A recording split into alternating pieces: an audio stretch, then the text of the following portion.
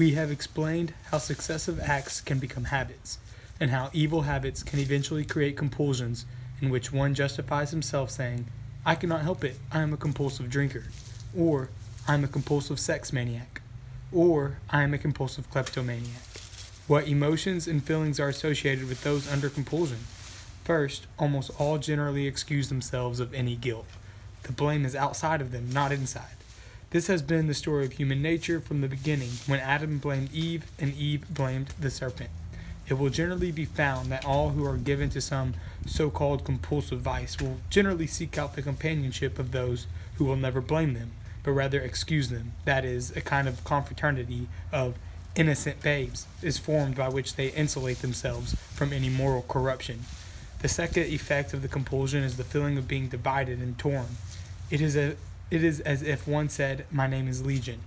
The person under compulsion feels very much like the hand when a burning coal is placed upon it.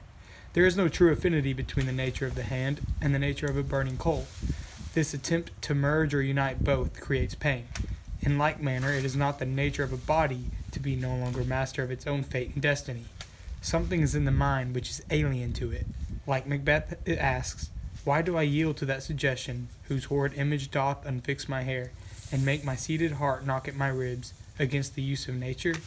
The burning sensation inside of the human psyche means that there is something which ought not to be there. There is going on inside one, under compulsion, something of the struggle of two earthen pots swimming upon the water with the motto, if we knock together, we sink together. There seems to be a knocking going on in the soul, with the prospect of destruction. A third note of compulsion, and one which closely follows the sensation of duality, is the realization that one cannot be under compulsion except through something other than the ego. That is why a compulsive drinker will say, I am not to blame, I am under compulsion. No one has better described compulsion than Helmut Tillich. I belong to the demonic power, not simply in the sense of belonging to an alien master against my own will. Rather, I belong to that power in the sense that I belong to myself. That is to say, I cannot plead that it is simply has control over me, and that because of this coercion I incur no responsibility. No, this demonic bondage exists only as I belong to myself, to my ambition, to my self-assertiveness, my passions. The devil lives in the medium of my love of self. I do not love the devil by name, rather I love myself by name, and precisely in doing this, I deliver myself over to him. Even though I am here dealing with myself, it nevertheless becomes clear that in the very act of doing this, I am dealing with another, simply because I cannot break the bond in which I am held, and am, so to speak, forcibly bound to myself. I see a powerful spell hovering over this bondage.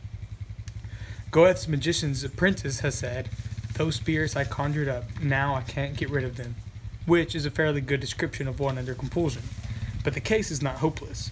Because there seems to be a power that is overwhelming one who is under compulsion, it follows that only another power is able to master it. In the last analysis, no love is ever driven out. It is only conquered by another love. One cannot overcome a love of alcohol until he finds some other love, which is more compelling. One alcoholic told me that nothing and no person ever was able to convince him of the harm he was doing until he saw how it was ruining his wife. See, it was the love of the wife which eventually drove out the love of alcohol. The deepest mystery, therefore, appears in this final conflict of man's spirit with God's spirit, and it is only the power of the latter which can drive out and conquer the temporary holder of a man's bondage.